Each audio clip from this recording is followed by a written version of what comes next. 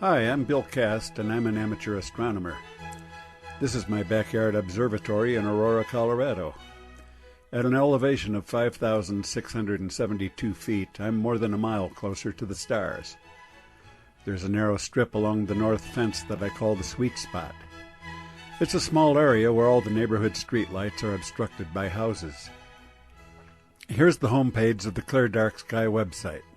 This resource is popular among amateur astronomers, listing observing condition forecasts for over 6,000 locations. When I searched their map for the closest nearby forecast point, I came up with Tollgate Creek Park. Tollgate Creek flows through Aurora, less than half a mile from my home. I use the Clear Dark Sky forecast when planning my observing sessions, and after a while I adopted Tollgate Creek as the name of my little observatory. Speaking of names, all my telescopes have names. Fred is my 8-inch reflector telescope. Fred has a little pop-up cabana tent to keep him protected from the weather during extended periods of nightly observations. His ground board is nothing more than a piece of plywood, enough to keep his feet out of the dirt and protect him from the creepy crawlies. The tent has been doing a fine job until recently. Constant exposure to the sun has deteriorated the nylon fabric to the point that I've used up half a roll of duct tape patching up the rips and tears. In addition to the telescope, I do a little positional astronomy, tracking the sun, moon, planets, and stars with replica antique instruments that I have constructed. These were the tools of astronomers before the invention of the telescope. Tollgate is also the testbed and proving grounds for the binocrane. My homemade binocular parallelogram mount was featured in the October 2019 issue of Sky and Telescope magazine. The backyard is fine for lunar and planetary observations, but not for hunting down those elusive faint galaxies and nebulae. For that, I pack up Carl, my 15-inch compact reflector telescope, and I head out of the city to darker skies. My local astronomy club, the Denver Astronomical Society, has a really nice dark sky facility about an hour out of town.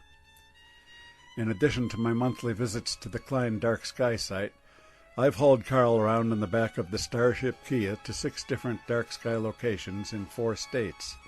Curiously enough, I've only set him up 3 times in my backyard. Loading the big scope in and out of my car has never been a problem, but transporting the delicate 45-pound mirror into the backyard was a strenuous and risky undertaking.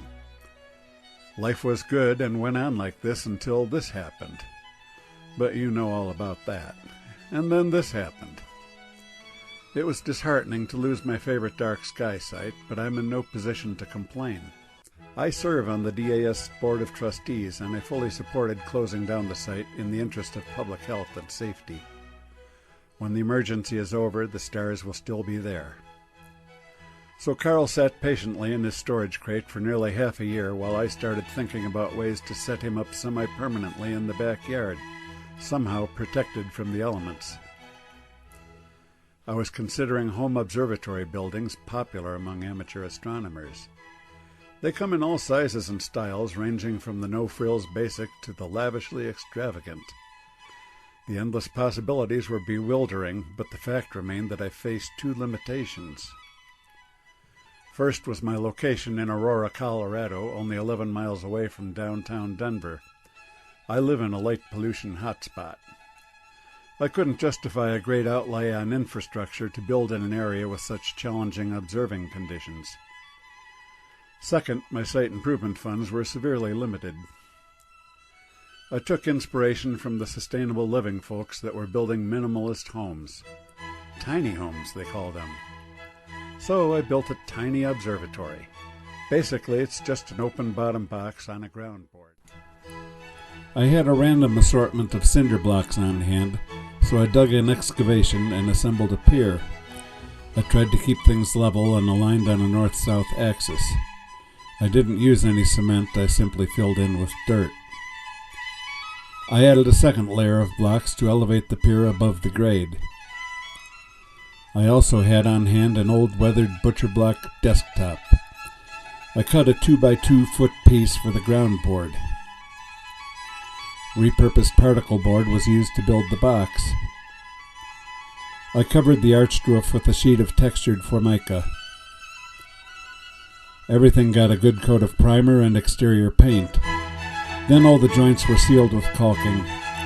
I added a strip of foam weather sealant to the bottom edge of the box, along with a pair of drawer knobs to facilitate handling. The box is well sealed against the elements. Under the box is Carl's mirror assembly. No more heavy moving required.